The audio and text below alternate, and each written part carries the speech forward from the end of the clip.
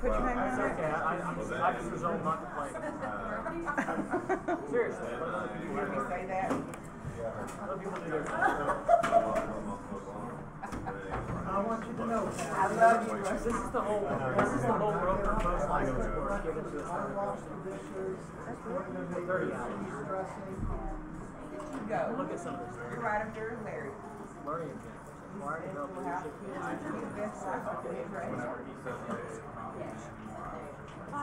Who put this together? Real estate community. You could have followed the 5-second rule of 8 and 4. What is it? The broker post That's the license. whole class? 60 hours? This is the manual for 30 hours of post license, Brandon. Oh my God. Right here. This is the manual for 30 hours. About the same size as our contract. Which means I'm making shit. Yeah, I got to piece up. Well, it's a good. Yeah. Morning. Morning.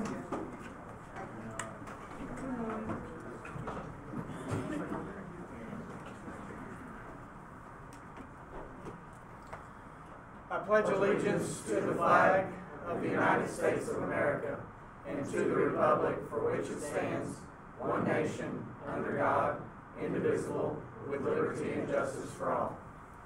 Good deal. Everybody got your business cards? Pass them in the middle. Thank you.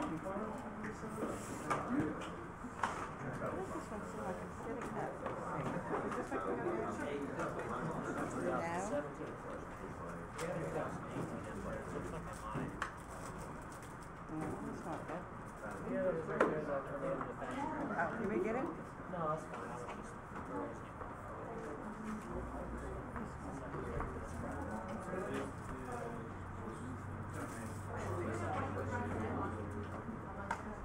Why don't I just grab one from, we just put some new ones out here on the wall, so I'll grab one.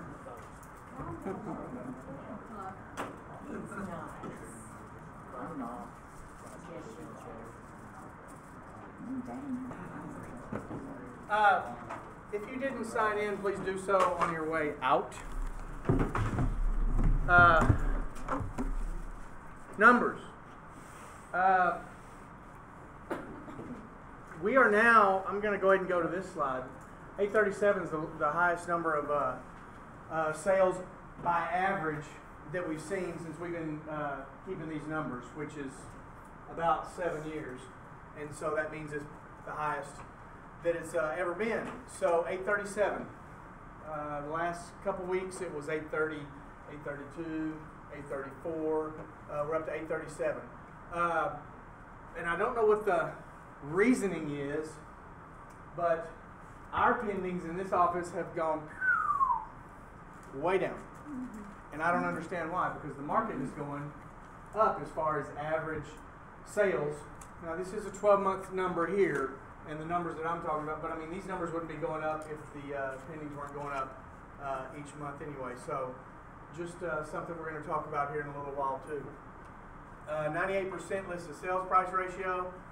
We've got a 3-month supply, and this is, by the way, for those of you that are new, Washington, Benton County residential only. Brandon, it's possible, I guess, that maybe 12 months ago were really bad months, and even though, if we pulled it up last week, even the average was 837, what was September? We said like 740 or It was down, but it's hard for those numbers to go up. Sure. Well, unless we're dropping off. Unless we're dropping off bad months, which, you know. Last year this time was not great. Yeah, I remember it not being that great, but I don't remember it being enough. I mean, normally we see these numbers go up, they tick up. Well, what was it a year ago? Well, good question. A year ago it was. What's today? Okay. 30. So a year ago, there were 1,764 listings. Oh, wow. Hold on, no, sorry. Okay. That was Benton County. Okay. 2,621 listings. 810. Well, Wasn't that far off, but I mean it did go up. 810 was the average, and then we just had a month with 7 something. And Yeah. it still went up. Yeah, and Really so, makes yeah, sense. and I know we're dropping worse months off, but I mean actually, you know, earlier in September of last year was 815, 815, 814, 813, and then it dipped for the week of Halloween to 810, but jumped back up to 815, 817. So I don't know. It's just something. We're probably at the lowest point we've been as far as pendings in this office since I've been keeping those numbers. I think we're at 55. So just, I don't know. I don't know if people have checked out. I don't know what the situation is. Well, the perception out there, because I've been asked 3 times in the last week, is the market dropping from a contractor, from a mortgage guy, and from a guy at Home Depot came to me. I don't know if, I don't think anything's dropping. Prices I don't think are dropping. As a matter of fact, I think prices are still pretty steady. I mean, unit sales in Unit September sales. were down 15% over last year. I get that, I do. But the price is still up. The Price is market's up. Still up. Yeah. Sometimes perception's scary. Perception is reality. And by the way, good lead-in. Did I pay you to say that? Because we're going to talk about things we say and how your words are perceived here in just a second. But you know, I don't know. It's just something that's kind of curious. As far as our company, this office is down about 7% from last year. We knew that we had a hit from the MLS. We knew that. Last year we got more acres in numbers. Last year we had good numbers. There's no doubt about it. But No, I won't see my no. Well, actually, there's some people in here who are doing better than last year.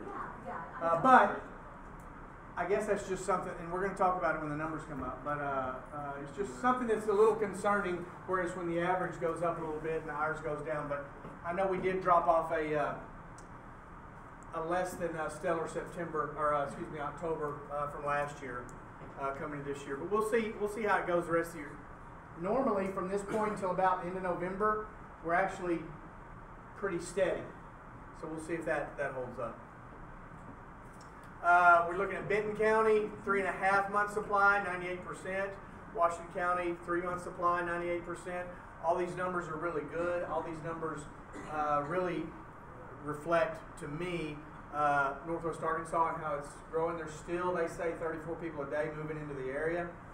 So that's a lot. I think by the end of the year, it was supposed to be by the middle of the summer, but now they say by the end of the year, Northwest Arkansas will be in the top 100 MSAs in the country, which that opens up a lot of doors for a lot of things, a lot of new restaurants, a lot of new businesses that only look at top 100 markets. And so things seem to be looking up even farther down the road. So we look at Fayetteville. I'm not going to spend too much time on each one of these municipalities, but Bentonville, 4%, really, really healthy, 99% listed sales price ratio. This number is holding steady from about this time last year. And then we can see where Bella Vista is. Sorry, let me go back, because Bella Vista is at 85 days on market. The least amount of average days on market in our MLS. And then we talk about maybe Centerton. You know, Centerton's been at 100% listed sales price ratios, down to 99, but still a good area there. And then we look at Siloam Springs and what's going on there. Our pendings from last week to this week were up just a tick. Stands to reason. And this number will go down probably tremendously before next week because the end of the month. I want to stress again too, please don't try to close your deals on Fridays. And especially if Friday is the last day of the month. It just puts the title companies in a bind. If it closes late and the wire, if the money's not able to wire, let's say from one title company to another, or even from one bank to the title company, and the seller doesn't get their money, technically it isn't closed. The seller does not have to turn over those keys until, which will be the next business day, Monday. So I know we used to try to do our buyers solid and, hey, let's close on Friday so you can move over the weekend. Well, I'd rather you aim for something like Wednesday in case it does get pushed back. Maybe it'll get pushed back to Thursday, or even the worst case scenario, Friday, so they can move over the weekend. So just try to keep that in mind for your sanity, for the title company's sanity, for banks and everybody involved. So try not to target those Fridays. And then we look over year averages. Actually, Bentonville's down as far as average sale price. I said something wrong about that, but the average price per square foot is right at steady. So, any questions on any of these numbers or any comments? Yes? Just go back to closings. Just know that November and December you're gonna have some days you can't close. Oh. Check out your holiday schedule so that you know that your title company and bank is open. It was really, Mark and I were in Little Rock, last week at our instructors retreat, and it was 3 days worth of so much boring, but there was a few good things that came out of it. And one of the things was, first of all, everyone in that room, how many people were there? Probably 80, 90? Yeah. Probably 80 or 90 instructors all over the state. And those instructors all have to be brokers. And to hear some of the things that came out of their mouth was just staggering. But one of the main things that I took was that even brokers, we had talked about in different markets, different people do different things. For instance, in our market it's customary for the title company to order the home warranty order. In our market it's customary for the listing agent, no matter who pays for it, to order the home warranty, blah, blah, blah. And there were people who came up with, well, y'all are saying to do this, this, and this. What if we're under the section of the home warranty about, hey, we're going to try to figure out what home warranty we want. And by the way, that's one of the changes. There were very, very few changes in the contracts next year. But where now it says the buyer has 3 days to figure out what warranty they want, it says now has until closing to figure out what warranty they want. So there got to be a conversation about, well, what if the seller's paying for that, agreed to pay for it, but the buyer waits until the last minute to figure out what their warranty company is. And nobody could get it into their thick head. What's the best thing to do in a situation like that?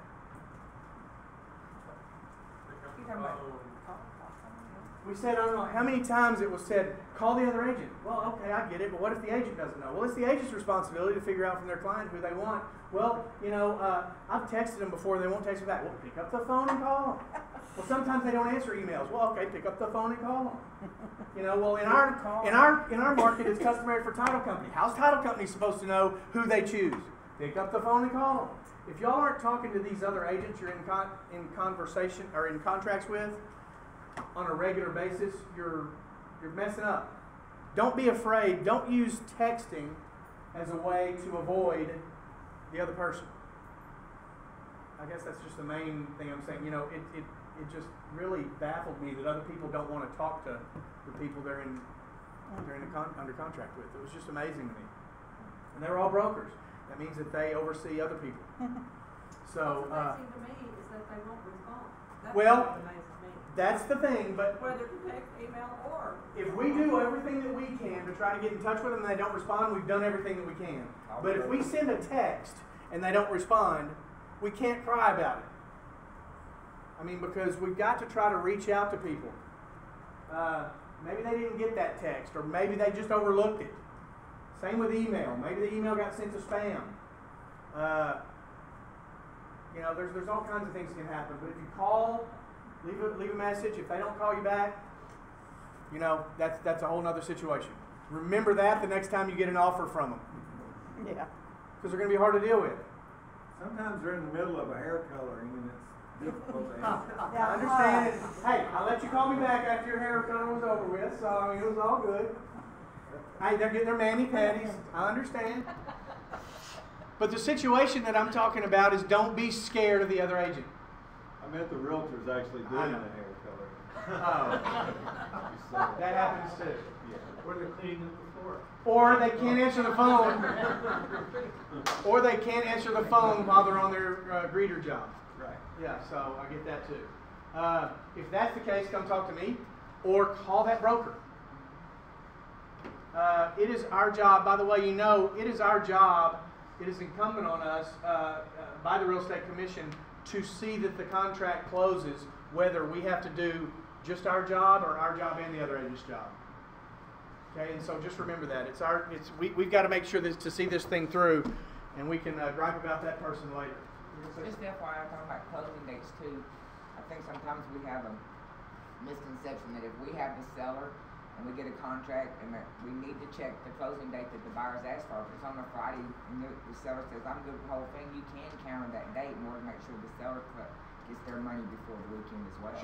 Sure. And I hope everybody heard that. And the other thing is that, okay, for instance, I'm buying a home this Friday. I know we've actually moved it back, but it's a Friday, and moved it up, whatever. Moved it from the 9th to the 2nd. But I'm closing at 8:30 on Friday, so I can make sure that the seller gets her money because she needs to close on her house. Originally, I wanted to come up here, go to work, and then at the end of the day, leave and go close at 4 o'clock. But that wasn't going to give her enough time. I didn't think about it until it was all in motion, and I thought that's not going to give her enough time to get the money that I've got and close on her house. And so just try to think of these things. And remember, we're asking other agents what would be good for them. If you're dealing with a buyer, call the other agent. Hey, what would be a good closing date for your seller? Are there any sticking points that your seller might have that we could try to accommodate? We're not going to do everything they ask for. We might, but we're not doing this. We're not asking so we can totally accommodate them. We're asking so if we can accommodate them, maybe we get some consideration on something we're asking for. Or if we have to come back and ask for a closing date modification or something moving forward. And so just try to be conscientious of the fact that these are negotiations. In order to be a good negotiator, you got to know what you're doing, but you've also got to know what the other guy wants. Okay, what's important to the other guy. So just try to remember that, if you would. Any questions about that? So today at 10:30, we're going to talk about capturing buyers in the buyer consultation right here. And Gary's going to have training on Thursday in Springdale. So if you want to attend any of those. Do you know what his training is? I don't. He'll send it out, I'm sure. He did 5 last week. It's the 6th. Number 6 Okay. on his list. Okay. Paul, we've got a good place to stop. Hannah, do you want to talk about what you've done here? Oh, you know what? I have those slides up, so just hang on. They're at the end, so we'll do that here in just a second. Let's go ahead and do November birthdays. Ray, is Ray in here? Is on the 3rd. Heather's on the 20th. Alex was on the 8th. And Alex, I'm sorry, Alex on the 8th. Miss anybody else? And then November anniversaries. Caliana will be here for a year. Ray a year. Tina 3 years. Haley 4 years. Lori 12. And you can see Marcy 14 and Sarah 18. So if you see any of these people, wish them a happy birthday or anniversary. Now, we've got a little thing we're going to do here. We talked earlier about, and this is one of the things that we heard for those of you who were in the Bahamas. Remember when Jared James says, it's not important what you say, it's important what your client hears. And so this is just a little exercise that we're going to do. And if you would take one of these and pass them back. What's going to happen is we're going to read a story, and it's just a small 3, 4, 5 sentences, and then we're going to answer these questions. After we read the story, we're only going to have about 15, 20 seconds to do this, and so this is just something to show you that what you read and what you do is similar to what you say and what is heard. I got to tell you the story. Jared James, by the way, it was a really good speaker that we had while we were in the Bahamas, and one of the things he said is, I remember me and my wife were going to go out one night, and I looked at the way I was dressed, and I wasn't dressed as nice as my wife. And so I went up to my wife and I said, "Are you going to wear that?" Meaning, should I dress up? And he said, all she heard was, "I can't believe your ass looks that big." And so, That's right. And so, anyway, it's a matter of, so if you would, everybody got this? Let me just tell you something. It was so funny. I was sitting in the back when he was talking, right? Or I was looking back and went to the back and was coming up something, and he said that, and all the men went, and all the women went. Yeah. Yeah. Like all the men were like, yeah, that makes sense. cents, and all of them were like, why did you ever say that? It was so funny. It was funny, but Do you have extra pens? who needs pens? Sorry. Everybody? Yeah.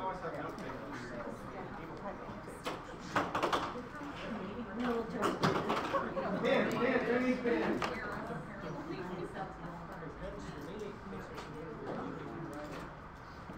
All right, so you have 20 to 30 seconds to read this, okay?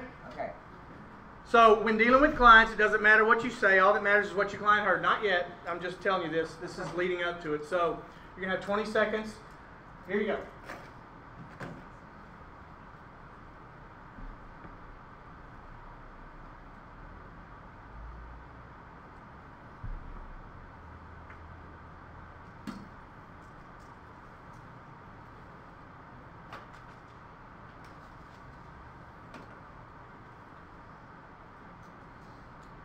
All right, now if you would answer those questions. The answers are going to be either true, false, or unclear. And you don't have to share these with anybody. I mean, you know, as far as how you answer, but I'm just going to give you a couple minutes to do this.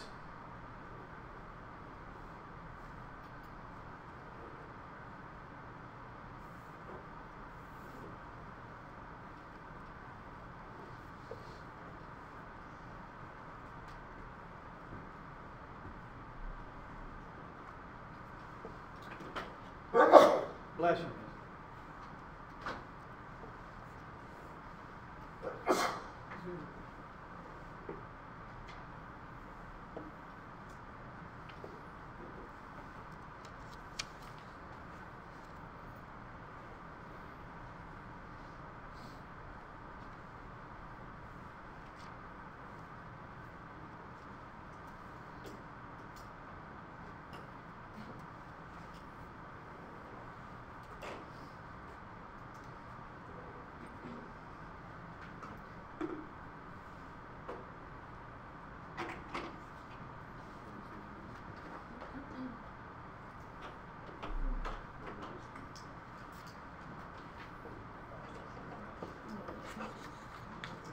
Got about 30 more seconds. When you get done, just look up at me so I know that you're done, please.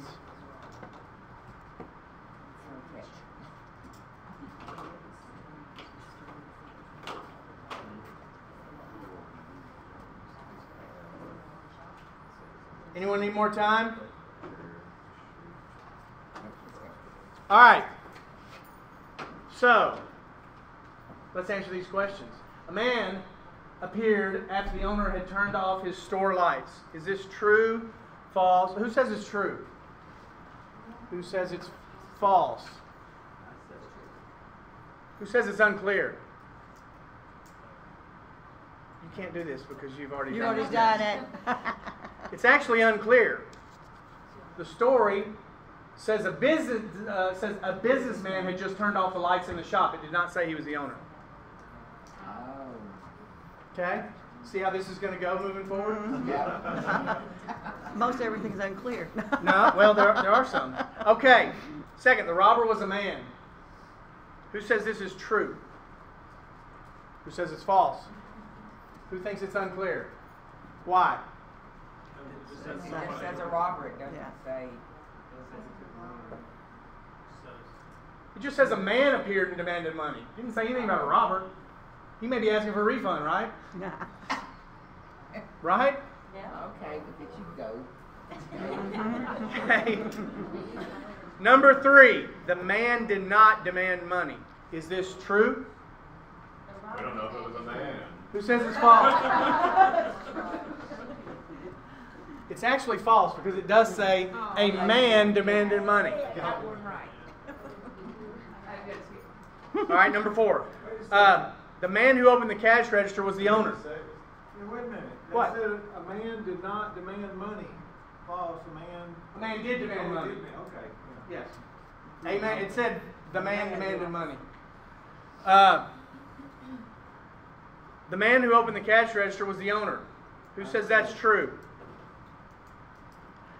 False? We now know that he's Now we now know.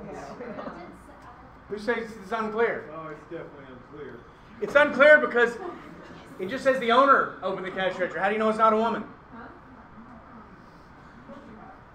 Right? Sure. Oh, I was thinking about the businessman part. Okay, number 5. The store owner scooped up the contents of the cash register and ran away. False. False. I don't know. That's unclear. Who says true? Who says false? Who says unclear? False. It's unclear because it just says the contents of the register were scooped up. Doesn't say who did it. Doesn't say who did it. Number 6. After the man who demanded money scooped up the cash register and ran away. True? False. False? Why? Because it didn't scoop up the cash register. He didn't scoop up the cash register. Just the contents of the cash register. All right, number 7. While the cash register contained money, the store does not say how much. Is that true? Yes. True. Is it false? How about unclear? Never said anything about money. It just said the contents of the register were scooped up. It could have just been coupons. Could have been credit card receipts. I don't Why know. wouldn't that be Could have been false? credit cards. Couldn't contain money. It's unclear. It's a. Guess it could have. It could have. Yeah. Could have been kind of You mean the weird. cash register could have had money in it? Why do you have a credit card? Everything else is unclear over here. Why All right. The robber demanded money of the owner. Unclear. False. It's unclear because we don't know It'll that be there's a the robber. robber. Yeah. It said a man appeared. Nowhere does it say was he a robber. There is a cash register. There is a cash Yeah. register. That's right. All right. Number 9, the story concerned a series of events in which only 3 people were referred to. The owner of the store, a man who demanded money, and a member of the police force. Is that true, false, or unclear? False. Wait. It's actually unclear. There could be up to 4 people. The businessman could be the owner, but the businessman Could be doesn't another. have to be the owner. Yeah. So we talked about somebody in the police force, the man that walked in, and a businessman and an owner. But the businessman could be the owner, so it's either 3 or 4. And the last question. The following events are included in the story. Someone demanded money, a cash register was opened, its contents were scooped up, and a man sped away. True. Yeah. That is actually true. Wow. See, something was true. So, who got all of them right? Anyone get 9? 8? What? You changed your answers on the first one. Pretty good after doing this twice. Heather got 8. Everybody give Heather a hand. Hey, but you can see how this is just an example of interpretation. And so sometimes your words, you know what you said, you know what you meant. That's why texting is so bad. Because you cannot hear the inflection of someone's voice. You can't hear how they're saying it, the tone of their voice. It's just hard to interpret exactly what's meant. So it's better to just make a phone call. Okay? Agreed? Can anybody tell me what kind of animals were on the screen up there? Mattress guys. What's their name? Simmons mattress. Those are the mattress. The sheet. Sheep. Yeah. Mattress sheet. You have 20 seconds before you go to sleep. Okay. Also, we're planning our planning day for this year. It hasn't been set in stone as to the actual date, but it will be in the next, it'll probably be early December. And so I will let you know that, but just know that it's coming up. What? You're planning parties or what? It's planning day. Planning day for you to tell me how well you want to do next year. We're setting goals for 2019. In order to do that, we need you to go to Weichert University, click on the business planning icon.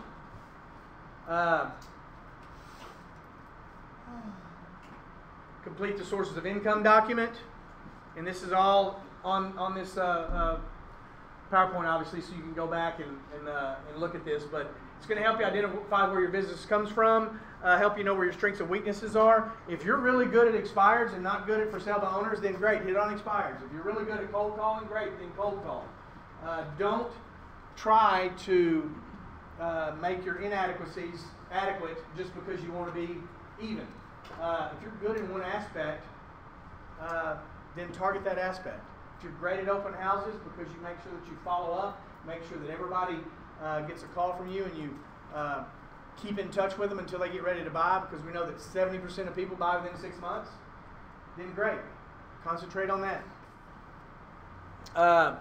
Complete your business plan, and then the process is you're going to be asked a series of questions. Those questions are going to determine what you need to do based on what you're willing to do. For instance, if you're not willing to do open houses, if you're not willing to make cold calls, if you're not willing to hit on for sale by owners or expireds, it's going to take a lot to get to the goals that you make. Okay? If you want to make $100,000, it's real simple to figure out how. Based on your average commission check, this is how many deals you have to do. In order to do this many deals, you need to get this many under contract. In order to get this many under contract, you have to do this many activities. Sales has not changed. The core of sales has not changed in years and years and years. The more activities you do, the more likely you are to have sales. So it's always a bummer when someone comes and they need to go somewhere else because somebody else is going to teach them how to do things better. I don't think anybody's getting any kind of better training than they're getting here. They're just not doing the activities. And who's to blame for that? Obviously me. So I'm telling you right now, if you want to make a certain amount of money, it's real simple to figure out how to do it, but I can't do it for you. But this tool will help you, and when you go through and answer these questions, make sure you answer them honestly. If you're not going to do open houses, then don't say you are. Okay? You need to figure out how you're going to do this. A lot of your, those of you who are more seasoned agents, you're probably not going to do many, if any, open houses. But you're also going to depend on what for your business? Referrals. Previous clients. You've been in business long enough to where that's the path you've laid. That's why you're in this business. Okay, to get to the point to where your referrals drive your business. So, answer these questions honestly. And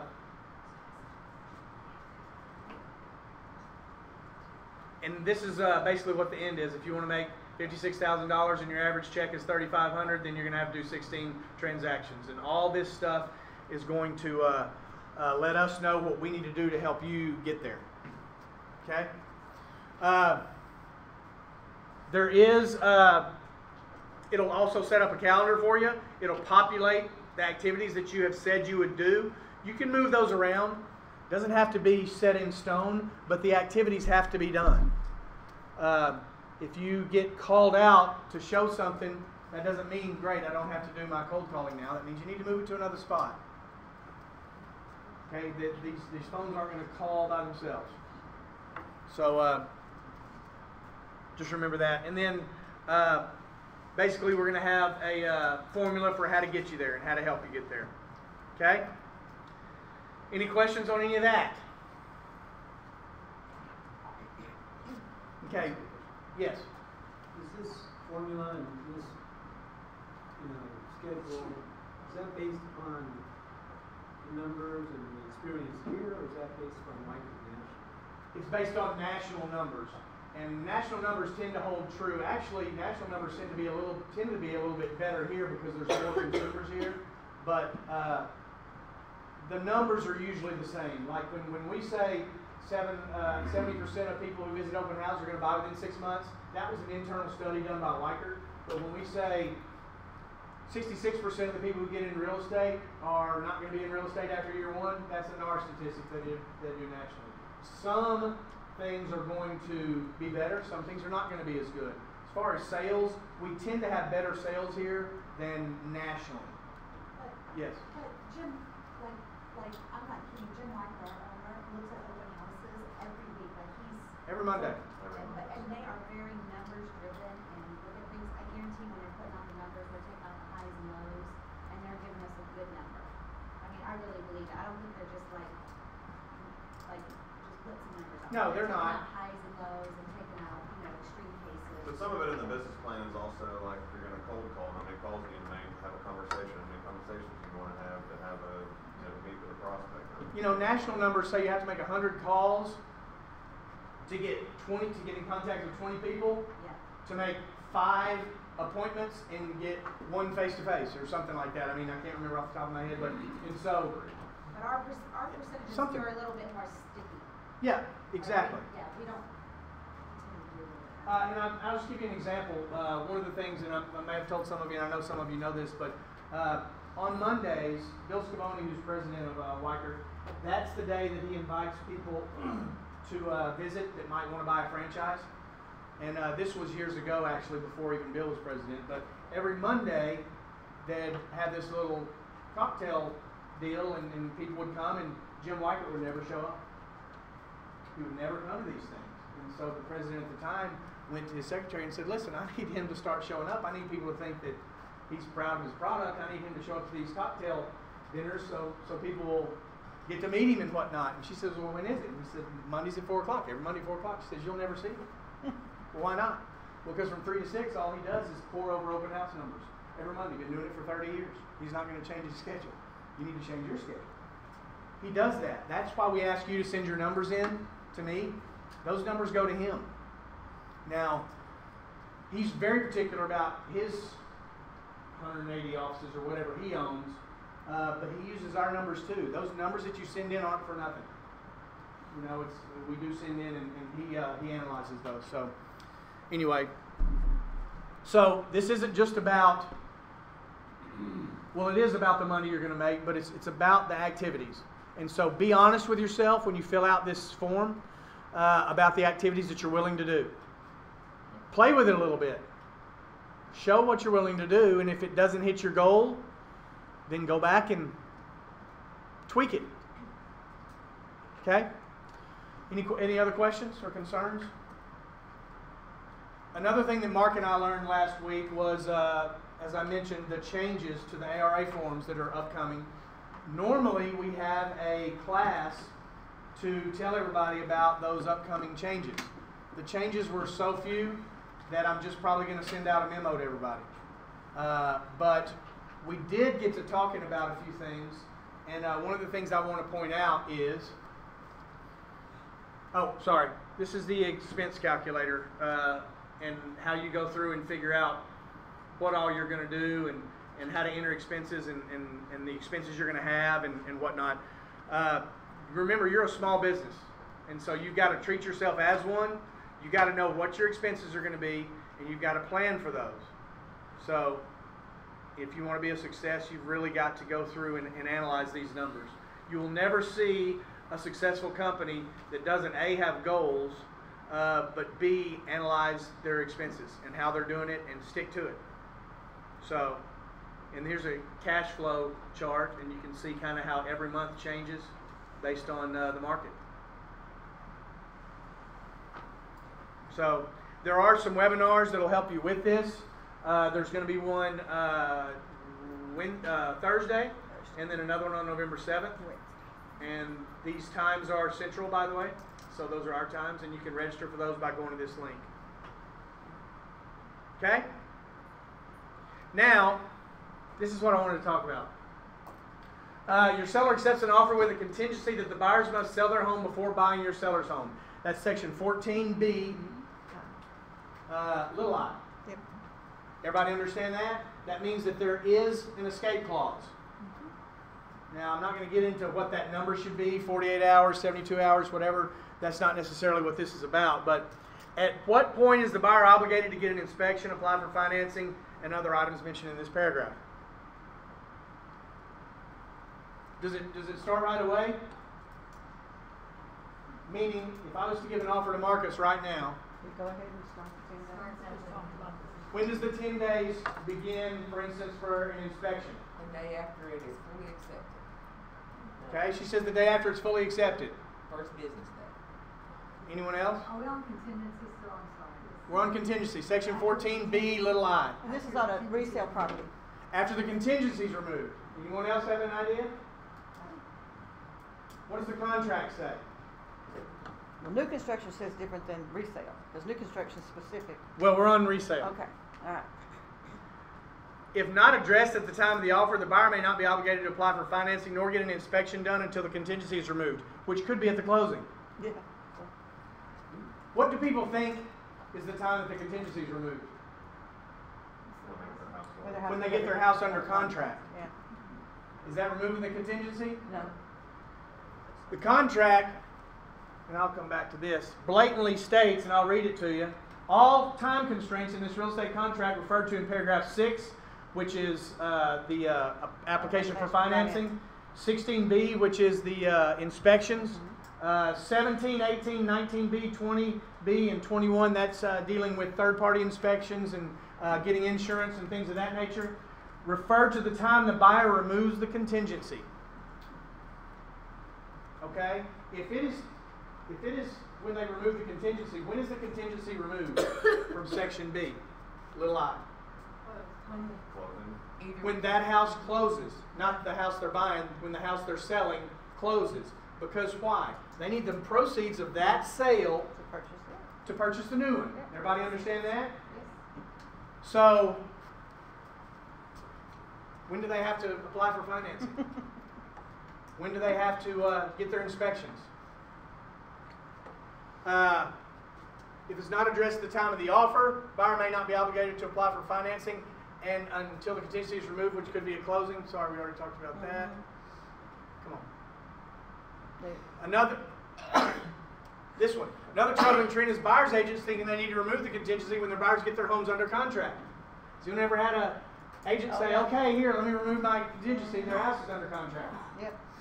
And you need to know, just because their house is under contract, what if it falls through? If you as a buyer's agent remove this contingency, then they are obligated to buy that house whether their sales or not. Well, they won't be able to. They won't be able to get their financing. Well, they could get sued because you've told them to remove their contingency. Bless you. Excuse me. Does everybody understand what I'm getting to here? So, It may not be a robbery. may not be wrong. When dealing with buyers, you write a contract with section 14, content being B and little I. Stipulate somewhere in the contract that once the buyers get their homes under contract, that section 14B will change to double I. Why is that? Because you know anybody else, they can take backup offers, but they can't ask them to remove the contingency. What if you have, I write Mark's an offer, Mark's accepts, and it's contingent on my buyers selling their house or getting their house sold. They get it under contract, and 4 days before closing, Marcus's sellers decide they don't want to sell for whatever reason they have. They got a better offer. They had second thoughts and just don't want to sell. They want to sell it to their son, whatever. We have no ground to stand on because it's binding with escape with whatever 72 hours, 48 hours, whatever we put in there to remove that contingency. So you're thinking, okay, well, it's only a few days till closing. I'll just go remove the contingency. Is the bank going to allow you to remove that contingency, meaning you can close? You're going to have to prove to that seller that your buyer can purchase it without selling their house, even though their house is getting ready to sell. Does everybody understand that? Hang on one second. I'm not trying to confuse anybody. I want us to represent our clients in the best possible light. So if you don't understand, please don't feel like you're going to look bad. Let me know because I want to make sure that you understand this. Mark? If you change it to 14B2, you still have a contingency on the house for the house. It's just without an escape. But it's without an escape, and it also changes you out of that time constraint restriction. All of a sudden, the clock's going to start ticking at that point because you've removed yourself from the 14B1. 14B2 does not. If you're going to move to 14B2, you don't have that. Until the contingency is lifted, protecting you from starting the inspection process and all that other stuff. So if you do that, then the clock starts ticking on the inspections. You only have the 10-day period. So watch out for that. Change it from 1 to. You change it from 1 to 2. You don't have all that stuff that protects you. Yeah, it protects you from the paused clock. So keep that in mind. It has that in there. It has that language in there that says it. Well, the time constraint language is in. Is in 1. It's in the contract. It is It's I'll in show it to one, you. but it's not in two. So if Right. you change it to two, you better start doing your inspection. 2 says just that you can't accept you can accept backup offers, but you can't change this contract. 1 says all these things. You have 48 hours to remove the contingency. And by the way, Yeah. certified mail. A lot of people are putting this now, which I don't mind. Buyer's agent email. I don't see any issue with that. But put it. If you want a notice from when if that seller wants to accept another offer, how do they get in touch with you? Some people may say, well, I want them to send a certified letter. Well, okay, that's fine. That's what the thing says. Where do you want it sent? You want it sent to your office? Do you want it sent to your buyer's office? To your buyer's office or buyer's home?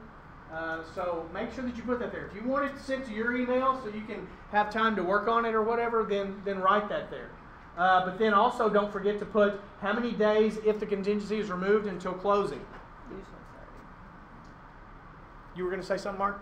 Yeah, just because you send it to the buyer's agent email doesn't mean that the buyer actually got it. So you're gonna have to get a reply from that buyer, from that agent, that their buyer actually received the notice. You see, the buyer hasn't received notice until the buyer's received notice. Just because their agent has it, they sit on it for 2 days, and then you can't say, oh, 48 hours is up. You have to make sure to follow up with them and get a confirmation that the buyer has received the notice.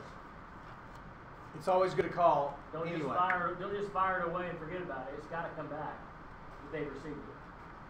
So make sure you follow up. If you're the seller, obviously make sure you follow up for your seller's benefit. If you're the buyer, make sure you start dealing with it as soon as you get it. Okay, and here's something you need to remember as a seller's agent. If you get this contract, if you get this offer, contingent with an escape clause, what's your best course of action to address it? Sell the house to somebody else. Yes, even if you don't have anybody else. You need to address the inspection issues. A seller can demand that the buyers go ahead and start, hey, time constraints start now, if they want to. That means you have 10 days from now. Now the contract states that all time constraints refer to the buyer removing the contingency. If you for instance do a counteroffer and add in there that, hey, time constraints listed in 14b little I will start immediately, not when the contingency is removed. You could also go in and say, once buyer's home is under contract, time constraints are removed. What's the problem with that? They may not close. What? They may not close. Well, no, not that as much as, how are we going to know if it's under contract? What if the other agent doesn't tell us? How do we prove that it is under contract? If they're trying to, save money or save time or whatever. Does anyone have their opinions on if a seller demanded that these time constraints start now? What that would do? Would a buyer balk at that? Well, they don't know they're gonna be able to buy the house. Yeah. I understand, Pay but for they're inspection, they're also asking me to hang on as a seller. You know, a lot of times what's funny to me is if you're the seller, or in our case sometimes, their agent hasn't explained that to them, so they go ahead. Because their agent doesn't understand it. They go ahead and schedule the inspection and all of that stuff. Let me tell you, when I work with a buyer, I go ahead and ask them to go ahead and get these things done. Why do you think that is? And I'm working with the buyer. Yeah. Why do you think that is? So I want them to have some skin in the game. I want them to have some incentive to do something. I'm not in this. I've heard agents, and it just ruffles my feathers every time I hear, hey, let's just go ahead and get it under contract. There's 100 ways to get out of it later. Let's just figure that out later. I'm not in a contract to try to figure out the best way to get out. I'm in a contract to try to figure out how it's going to close. Okay? And if my buyer's already spent money on an inspection, already applied for financing, maybe paid for the appraisal, they're more likely to maybe price their house so it'll sell, so they won't lose this one, right? Which is, by the way, another thing. If you're a seller and you get this offer, or if you're a buyer writing this offer, if I'm a seller, I don't accept this offer unless the buyer's house is on the market. I'm not accepting a house that's for sale by owner while they're fishing. Right. What were you going to say? That's what I was gonna say, is if I get this, two things I always counter back is, one, that their house has to be listed with the realtor on the MLS, and two, they cannot take a contingency offer. So so that kind of forces their hand. An offer contingent on a sale.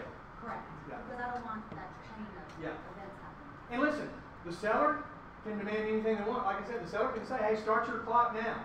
10 days begins now. If the buyer's like, I don't know if I'm going to buy the house. Well, you don't have to accept my counter offer. We can go try to sell to somebody else.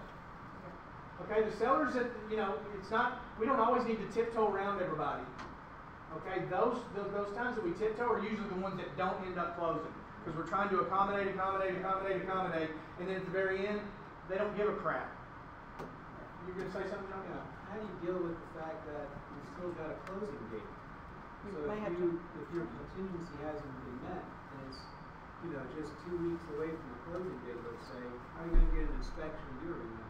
So, Yeah. Wait, say again, how are you going to get what? So the closing date section on the offer. Oh, on the offer. Yeah. He's so asking if This first of all, this number, in my opinion, trumps the closing offer because you're saying you'll get all this stuff done, you'll sell your house by this date. If you don't get it done by this date, the seller has an opportunity to terminate the contract. But what he's saying is, a lot of times that date is the same date as Sure. the closing date. And we have to give them till that day. So, but what I try to do is I try to push that, whatever my closing date is, I change the contingency and make it 30 days before that and say that the contingency is not based on their house selling. There's two contingencies. One, they have to get their house under contract 30 days before the close. Two, they have to move this contingency to close. Yeah, and here's Then I don't have to wait that 30 days. here's the other thing too. What if, and I know, you know that you can leave a house on the market as active as long as there is a escape clause. If there's no escape clause, it has to be listed as pending. But during this time, what if this was 2 months? What if this number was 2 months? If I'm representing a buyer, what if this isn't the house? Would I want my buyer to wait 2 months to figure that out, or go ahead and get it inspected now and figure out, it's falling off the foundation, I don't want it. Do I want to find that out now or 2 months down the road? So there's pluses for both sides. Okay, it's not just that I don't even know if I'm going to be able to buy the house. Well, first of all, in this market, if you price your house right, it's going to what? Sell. Okay, so that's the other thing. It incentivizes them to price their house properly. But what do y'all think? What's the best way for a seller to respond to this offer? Besides, I'm not talking about just saying necessarily this stuff, just the entire package. What's the best way, now that we've talked about this, to respond? I know sometimes we hate to counter. Let's go ahead and get it under contract and then do a general addendum. If you're going to play that game, that's playing with fire a little bit, but if you're going to play that game, get the general addendum signed before you give them the signed contract. The general addendum may dictate that, hey, these constraints start now, or these constraints start when the house goes under contract. The contingency may say your house must be on the market and you can't accept a contingency offer. I understand if you counter offer it, there's an opportunity for them not to sign that counter, therefore it won't go under contract. But if you do a general addendum doing this stuff, don't do it afterwards. If you give them a copy of a signed contract, they don't have to sign the general addendum. Does everybody understand that? Am I saying anything wrong about that? Am I confusing anyone? I hope not. This is a big contentious area in our contracts. And so we need to be more thorough than anybody else is, because I don't want to trust anybody else. I want to trust you guys. And your clients want to trust you. Any other comments or questions about this? Well, to John's point, for sure, if you don't put closing shall occur 30 days after the contingency is removed, you can go all the way to closing before you get it inspected, and then you're like, oh, I need the house inspected. That ain't going to happen. You could.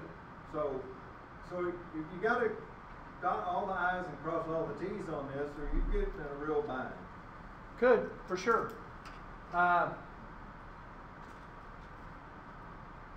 Has anyone changed their mind as to how they're going to deal with this situation moving forward?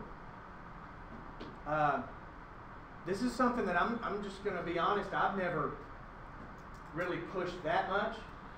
But after talking, and I hate to say it, but seeing the way these brokers were talking at our instructors retreat, I'm like, I can't depend on anybody else. Right.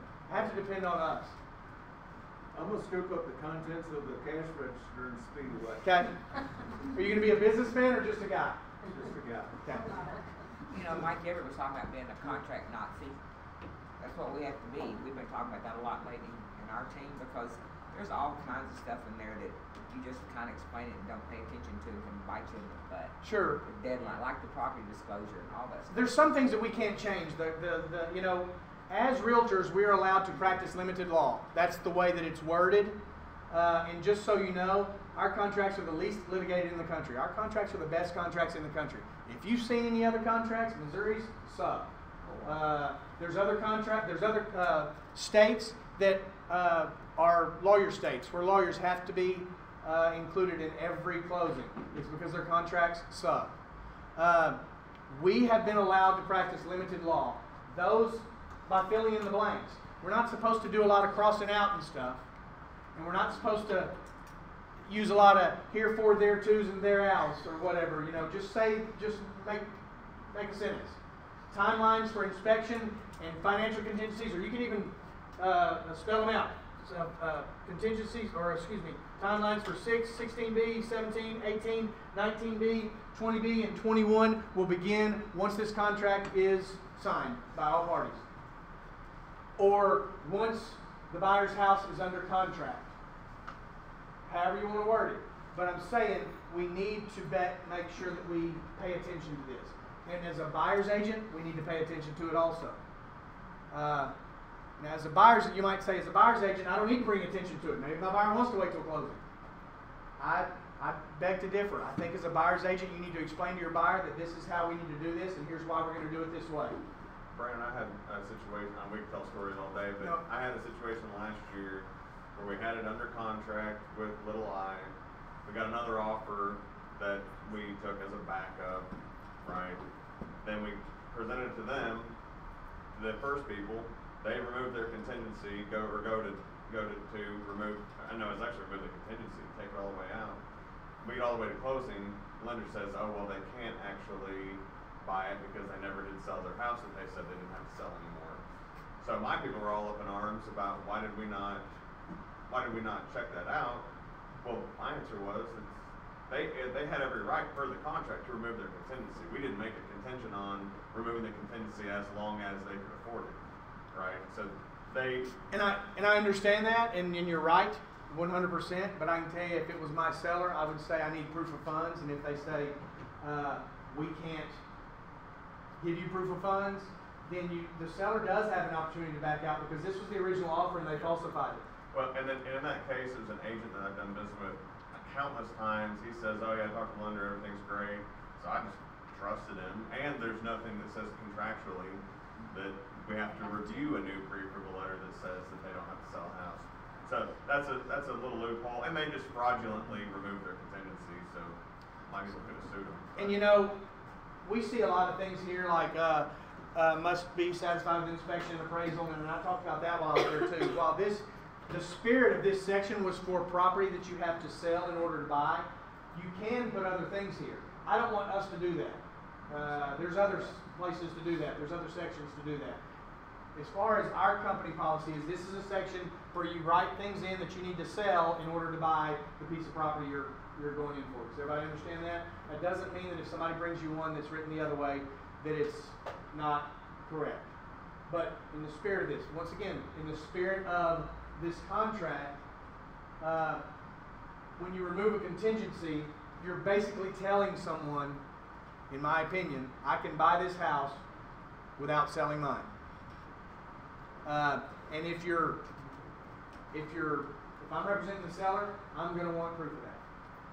And I'm going to ask for it. And if you tell me that I can't have it because this contract says something different, then you take me to court. Or take my seller to court. I'm not going to sit here and wait around. If you can buy the damn house, show me you can buy the house. It's in the game. Remember, we're playing with we're dealing with probably your client's most expensive transaction they'll ever deal with, whether it's selling a house or buying a new one. I don't want my buyers playing with the sellers, and I don't want my sellers to be played with by these buyers. And so we've got to be more complete. We've got to be I do. I sometimes call myself a contract Nazi, and I know some of you probably roll your eyes when I send something back and say you need to do this way. I'm doing it because I think it's the right thing to do and it's the right way to represent our clients. So I hope it'll keep us out of court. And sorry, I didn't mean to stay on that long, but this is really important to me. I hope that you understand what I'm saying. If I've confused you about this section, please come talk to me. That's the last thing I want to do. But I want you to understand it, because when you explain it, I want you to be able to understand it well enough to explain it to not only your client, but the other agent. Because there's a good chance they don't know what the hell's going on either. When your seller's truck is loaded And the deal falls out, don't wait till that point to figure this out. that's a bad place. And if you're in the business for a while, inevitably it'll happen. Some things you can't help. It wasn't me, but it was an agent that I was friends with at another company. The buyer died the day before the contract. There's nothing anybody can do about that. But that doesn't mean the seller is that less packed and in the truck. You know? These are the things we can control. That we can't. But this we can control. So just please know that these contracts, we get lackadaisical about this business because we do it every day. Your clients, they only buy or sell one time in their entire life. Don't spoil it for them. Any other questions or comments? Sorry that took so long. Can I call you to explain that to a for sale by owner? I will explain it to whoever you get in front of me. Sure you will. Let's make these quick too. Any coming soons? We had 2 price improvements last week. Anyone? I improved my little grab it show out there. And? 5,000. No, Okay. that was last week, but I'll tell you again. Okay. So I would really like to get that sold. Okay. Now, if I bring you a contingency offer, you're going to make sure you take care of it, right? Yeah, we'll work through it. Okay, good. Listings, 140. It's a good number. That's a good number of listings. We've been hovering around that 130 to 150 number, so that's pretty damn good. We're going to skip this section right now, sorry, but let's move forward. You can see where we are at our pendings. 55 is the lowest I can ever remember us being. And we're going to have a lot close today and tomorrow, the last days of the month. So anyway, just something to ponder. That's another thing. It's not just Fridays. The last day of the month's on a Wednesday. Yeah. It still can cause problems. Sure. Closing For sure. the middle of the week. Don't forget to save the date for our Christmas party. It's going to be Tuesday, December 4th at the NABOR office in Lowell. 6 to 7 social hour, 7 p.m. dinner and a program. So we would love to see everybody there. And don't forget our corporate charity. We will donate in your client's name. We will match your donation up to $25 at every closing you've got. You can give them a thank you note at the closing table, and then within a month they'll get something from the Children's Hospital. This is also another volunteer opportunity at the Children's Hospital. Their annual Festival of Stars toy and donation drive is coming December 14th. If you would like to volunteer for this, you can see how by clicking on either one of these. There are links underneath those. If you would like to volunteer, nothing makes me probably cry more than seeing the kids around Christmas get a gift they didn't think they would get. So I know there's a lot of you out there, especially kids in the hospital. And so had a long talk with Sandy Downham while we were in the Bahamas. She donates one day a week of her time at the Children's Hospital, and she's on a wing, and she just gushed about seeing the kids and they and their parents. You know, nobody thinks about the families. And one of the things that she does is stocks the lounge where the families hang out. So there's Cokes and food and things in there, and so it's things you don't think about. Her and Betty Wagston do that together. Yeah. Yep. Hannah, you want to talk into this? Yes. Okay. Then Well, I'll be shaking the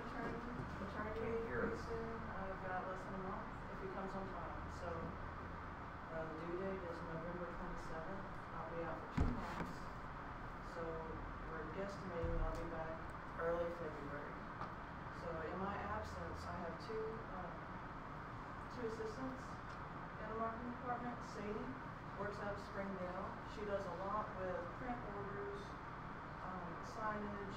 She can do headshots, and she will help to print ads as well. Sarah is here in Bentonville. She does a lot of the social media, Facebook, Instagram, open house materials, email blasts, and they overlap a lot on what they do. So it's mainly who's available at what time to do what. So if you send your request to marketing at weichertgriffin.com, it'll be sure to, everybody has, myself and these two have access to that email. So whoever sees it first will get to that, and they'll get to the right person if you want to do that. Okay. I'll go through this real quick. These are just reminders since I'm going to be gone. They're going to be short staffed. So just to make things run smoother, make things get done on time, just ask you to please send all the information for your projects. And I want to be really good at it. The open house requests, I get a lot of emails that have a day, time, address, and an email number. That's perfect. That's what we need. We need to know if you need a flyer. We need to know how many property cards you want, if you want property cards. We have changed the deadline for open houses to Tuesdays, just so that we can get them in the works sooner rather than later. Because when it gets to the end of the week, we get to a real crunch trying to crank those out. Realtor open houses. You want me to go on back or? Yeah, if you can go back on. Realtor open houses can pose.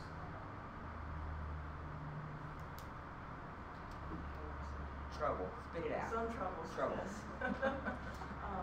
Especially with the email blast, because we'll send out one the day before and one the day of. And in order for us to get that out in a timely manner and correctly, we need to know a little bit ahead of time so we can schedule it correctly. So if you have an open house, say, hey, I'm having this tomorrow, when you send it out, then we may already have some that are already in the queue, and so we'll have several that go out the same day. So just let us know a little bit ahead of time. We can let you know if we've gotten requests for that same day. A lot of times we get 3 or 4 on the same day. We're like, well, what do we do with these? The other big thing about realtor open houses is please include sponsor information. We don't know all the sponsors that, there's lots of sponsors between the 4 offices. And if you just put the first name, we may not know who you're talking about necessarily. So we need to know the full name, where they work from, all that kind of stuff. Let's see. Okay, so the next one. And these are just reminders, please send all your revisions at once if you can, just so that we don't have a long string of emails like, hey, change this word here, and then we send it back, like, oh, well, no, the MLS is wrong. Oh, okay. Just put them all into one email if possible. If you see them, you'll get it several times, so you may notice something different, but if you can, just be a little bit more thorough. That would help us reduce our time on one file. If you want something different on your file than what's in the MLS, please let us know because we copy and paste. If there's a mistake in the MLS, it's going into the flyer, so just be aware of that. This one is really important. Please proofread your projects, especially if it's printed business cards, if it's signs. Because when we send that to you, we're asking you to read it because we will make mistakes. We make typos. We do so much of this, it's inevitable that we're going to do that. If your phone number's wrong, please let us know because we will send it off to print, and then when it gets here, you go, oh, my phone number's wrong, so we'll have to charge an extra set of writers. So that's pretty much what I got. Thanks, Hannah. Does anyone have any questions for Hannah? Yes? I don't have any questions, but I do have a comment. I don't think we think about because Hannah and Sarah are in this office. I think a lot of us tend to think that they're for this office. But between all 4 offices, you're talking about 250 people that 3 of them are trying to take care of, and now that she's going to be gone, there's 2 of them doing that. So I just think we need to be considerate of that. Yep. Why can't you guys build a template and put it on Weichert Works, and when you're doing an open house, you go in, download that template and fill it out? Mark can do that so simple, and you just don't get to submit your stuff unless you fill out that form, and then it has all the prompt information. Because we're not very good. I mean, we all do it different. We're good at filling in blanks. We're really good. Hannah, ask Mark to work on that maybe while you're gone. I mean, I do send out a reminder email that lets us know, if you respond to that email, you can check off, okay, I've sent in MLS date, time, Yeah. It doesn't take, I mean, he can do it before she leaves, it takes less than. It could just be an attachment to her reminder. Yeah. Good idea. All right, anyone else? This is foreshadowing, but Thanksgiving week, November 19th through the 23rd. This is the earliest Thanksgiving's come in a long time. But there will be no sales meeting nor training any of the days during Thanksgiving week. So that's not next week, and it's not the week after. It's Thanksgiving week. So just wanted to remind you that. Also, all of our offices are going to be closed on Thanksgiving Day, and that's November 22nd. We will be open the Wednesday before, and we will be open the Friday after. Okay? Any other announcements?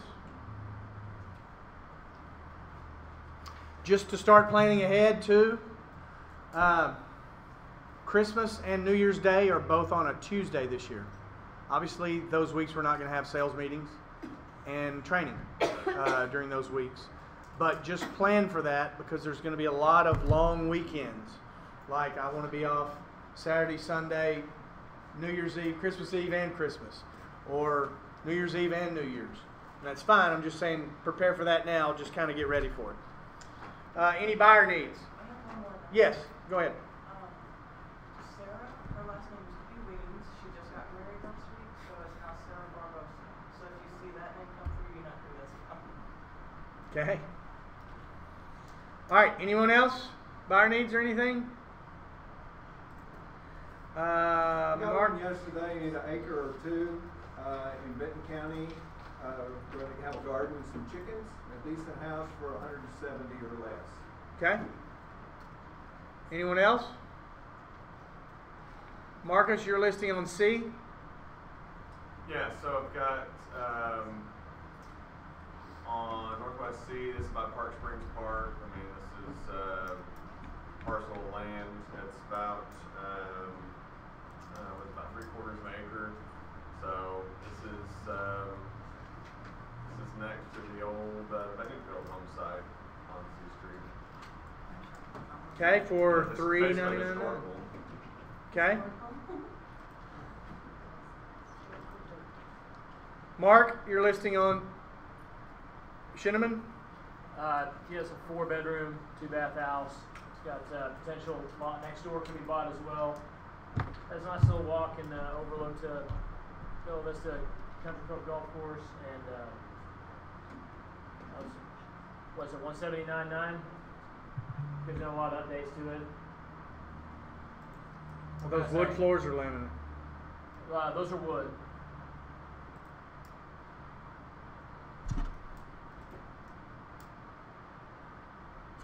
A little downstairs entertainment section with a bar. This is kind of cool. And stuff. Yeah, that's a little overlook. It overlooks the creek and golf course. It's back on the market, Mark? It's back on the market after I got an offer on it. Is this a deli inside the house? Is that Kind a of what? cool. A deli? That's a bar, man. Cool. He's fully stocked. Oh. All for $179.9. Maybe. And Eduardo. All right, Marcus. Wait, yeah. Marcus. Go ahead. Did you ask her? Yeah, as soon as you get done, you can. Who has that one that just talked? It was Marcus and Mark were the only two. Oh, Mark.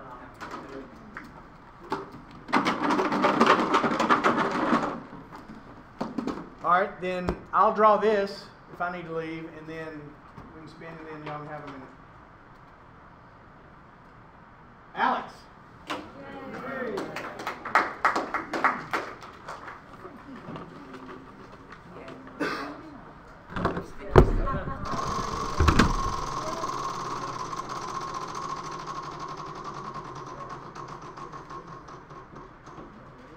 $20. Yay! It's 2 deals. Okay, I'll leave. On the verge of getting Okay, this. just two things real See, quick. it went like this. It was like, We're collecting money for Hannah. We're gonna get her just something from the office. So if you'll give your money to Rosie, just give whatever you want. We're gonna try to get her a car seat, and then the rest of the money's gonna go towards diapers. So if you wanna get her a card with it, you can, or just give the money to Rosie. We're gonna try to finish that up this week for her. The other thing we're doing in every office in Weichert, you'll see a box. It'll be back there by the copy machine, kind of in the middle. and it'll have some, cards with it, just, what do you call them, index cards. It's just a thank you box. It's gonna go to the owners of our company. If you have something that you're thankful for around here, if that day you're thankful because the printer works, write that down. It could be funny, it could be whatever you want it to be. It's something we're gonna give to them at Christmas, and each office is going to kind of give it to the owners and let them be able to see. So the month of November, we're just gonna be thankful that we have nice doors to walk into and hop in the refrigerator or the copy machine works. I don't care, whatever you write down, okay? Just when you go by there, just fill it out and we'll give it to them at Christmas, okay? And Yes. I want to piggyback on Heather's comment. There's also a can at the front desk to chip in a few bucks. We're buying broker owner gifts to be Okay. presented at the Christmas party Perfect. on the 4th. So they're going to be bobbleheads and they're like this, but don't tell anyone. Oh, that's great. That's perfect. Oh, the big ones? Well, they're, little desk size. And then I wanna piggyback on the Hannah thing. We did Erin put an email out about the baby shower she had here this past Saturday. It didn't go to all offices, it just went to this one, but even this one, she had one person show up. Not even her family. So y'all make sure gifts are used. Yeah, she had a baby shower. I didn't know about it. There were a lot of people that didn't know about it. So just didn't When's think on we Weichert could help works? her out. So that's all He's we getting all got. choked up. So thank you, Box, and money. Hey, Yes. Kate Cox wanted to announce that she's doing a realtor open tomorrow, 709 Creekwood. And we'd certainly like for everyone to come out and see the house. Feeding us? Yep, they'll have food. What time? Mohawk? 11 to 1. Yep. All right. 709 North Creekwood. By the way, we were the #1 office in 2017. We're at 59. We got some ass kicking to do in the next 2 months. Say what? You'll get some. 17 minutes. I mean, Oh, really? 2017. They just had some in the comments that somebody was like, "Ooh, that's well, and he responded to that, and it was like, everybody calm down. No, he responded to that on Like in a story or in a post? in a video. You need to watch it. All So right. how did the thing go? I mean, you didn't go yesterday. No, I called her again. She left a message. No, the, Karen, didn't push her chair in or put her arms down. Mark did Neither did Marcus either. unacceptable. Unacceptable.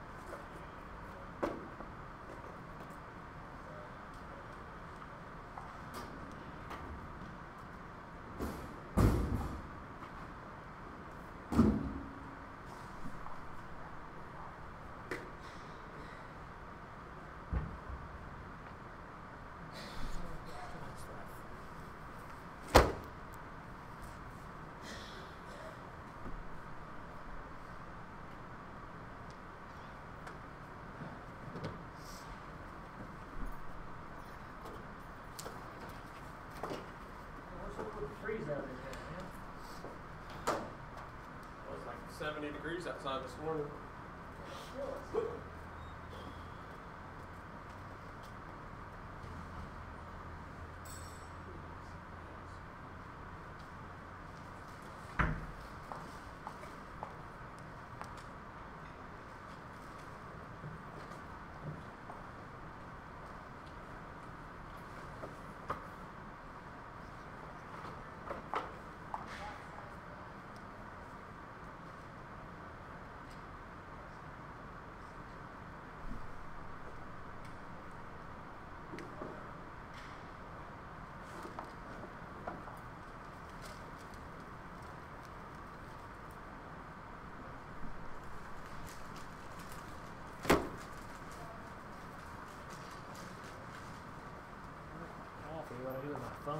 next question. Good Lord. Damn.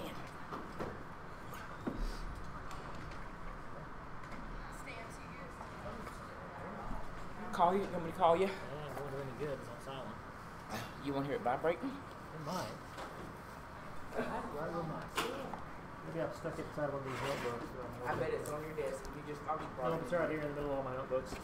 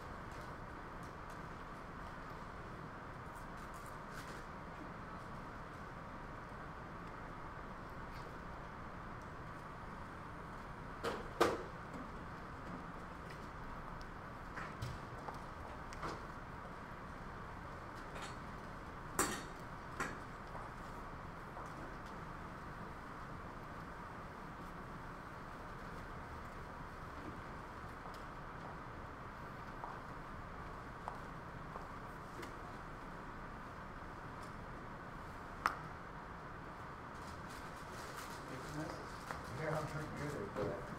Actually. Good thing is, I clean them up. Unfortunately, part is even for all of them.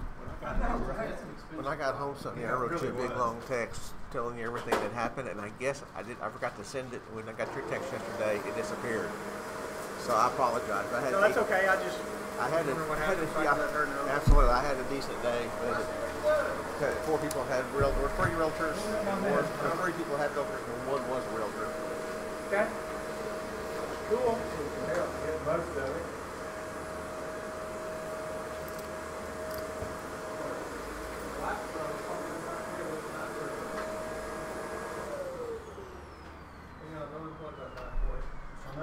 More about that was where it was at.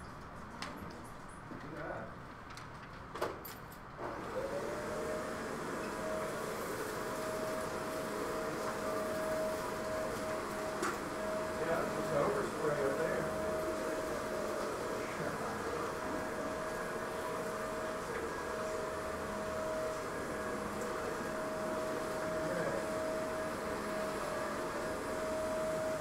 What is the next mess? How about for this today? Yeah, I stood up for today, wasn't it?